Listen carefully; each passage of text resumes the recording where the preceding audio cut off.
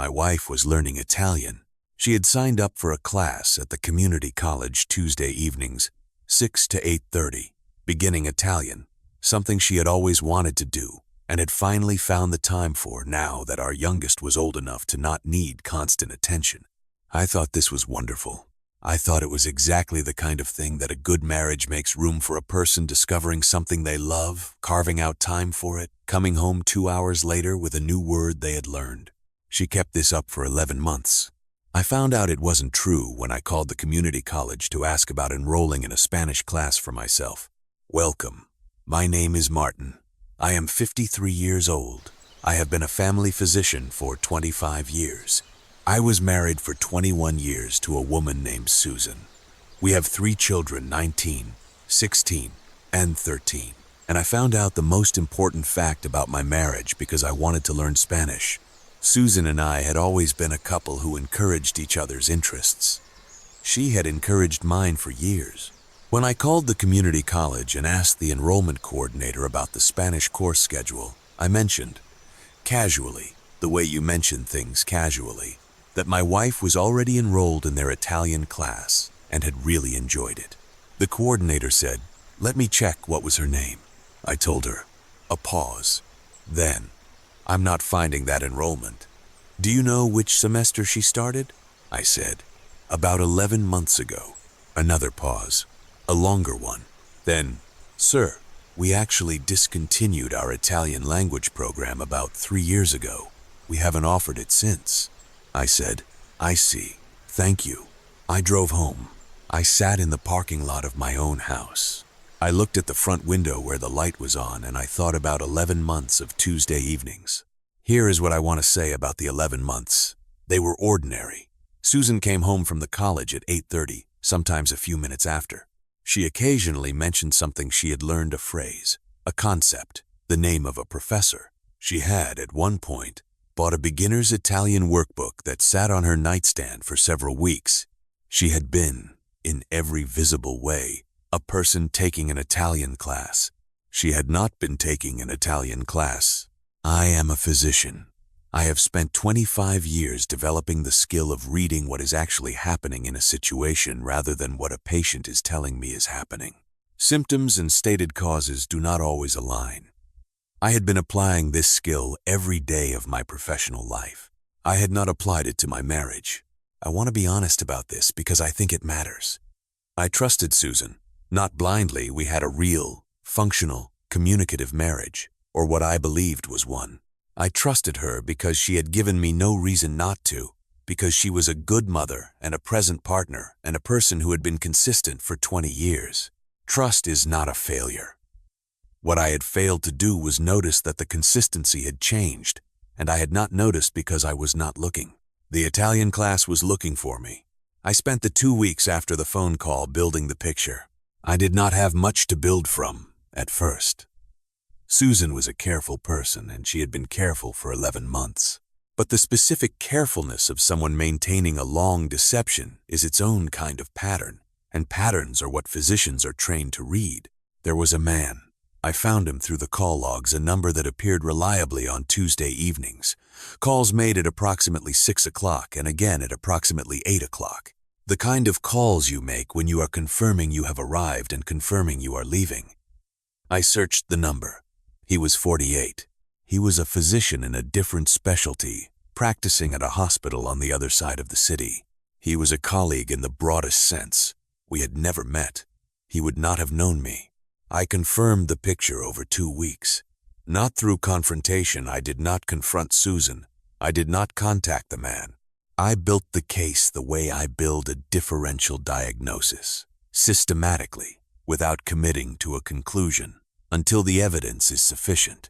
The evidence was sufficient after 14 days. I called my attorney on a Thursday afternoon. His name was William Chen. He had practiced family law for 21 years, and he said, when I described how I had found out, "That is, without question, the most benign-sounding discovery I have encountered. You wanted to learn Spanish." I said, "I still want to learn Spanish." He said, "Maybe after the divorce." The confrontation happened on a Saturday morning after I had confirmed the children would be occupied for several hours. I told Susan what I knew. I told her how I had found out. I told her I had been talking to an attorney for 2 weeks. She said, "The Italian class." I said, "The Italian class." She said, "I thought about changing the story so many times. I thought about picking something harder to check." I said, "Why didn't you?" She said, "Because I thought you'd never check. Because you trusted me." I said, "I did trust you." She said, "I know. I'm sorry." I said, "Susan, I need to know what you want to do next. Do you want to try to save this marriage or do you want to end it? I need you to answer that honestly." She said, "I don't know." I said, "Then you have 1 week to find out. Because we have 3 children and 21 years, and this has to be handled correctly regardless of the answer." She used the week. We tried counseling for 2 months. The counseling helped us understand what had been missing, which was a useful thing to understand, and helped us determine that understanding it was not sufficient to rebuild what had been lost. The divorce took 12 months. William was thorough.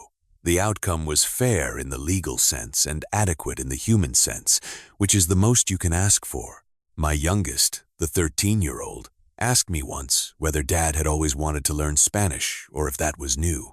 I said, "I've wanted to for a while." She said, "Are you going to?" I said, "Yes, I've been looking at classes." She said, "Good. Mom learned Italian for a while." I looked at her. Then I said, "She tried." My daughter nodded, with the expression of a 13-year-old who knows more than she is saying, which is the expression of most 13-year-olds. She said, "You could learn together someday." I said, "Maybe someday." The Italian class, discontinued 3 years ago. 11 months of Tuesday evenings that went somewhere else entirely. I wanted to learn Spanish. That is still true. I start a class next month. I want to say something about what I have learned from this experience that is specific to being a physician. I spent 25 years learning to read what is actually happening in a person's body, not what they tell me is happening. Patients are not dishonest. Most of them are not dishonest, but they are selective. They report what they notice, and they omit what they don't notice or don't want to notice. My job is to work with both what they give me and the gaps in it. I applied this skill every day of my professional life. I did not apply it to my marriage. I have thought about why.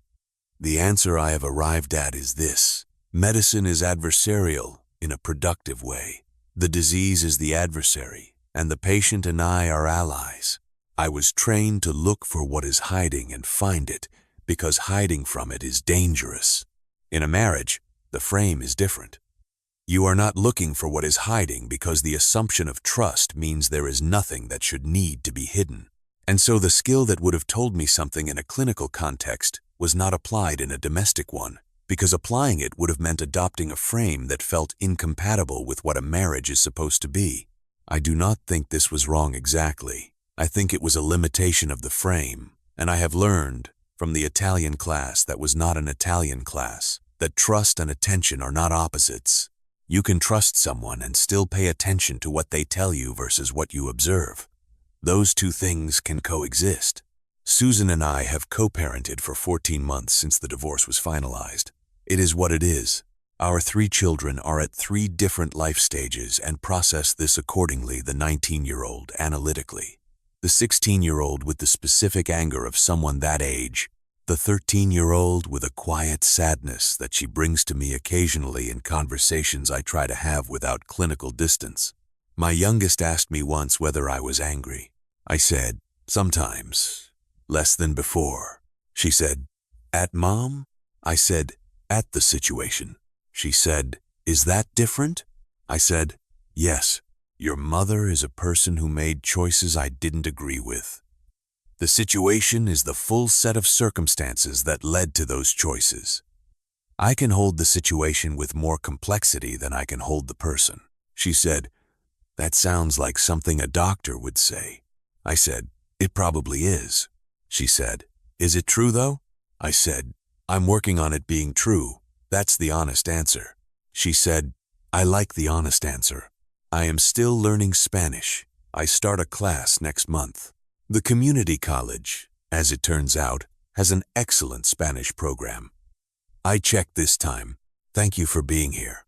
Subscribe if you haven't. I'll see you in the next one.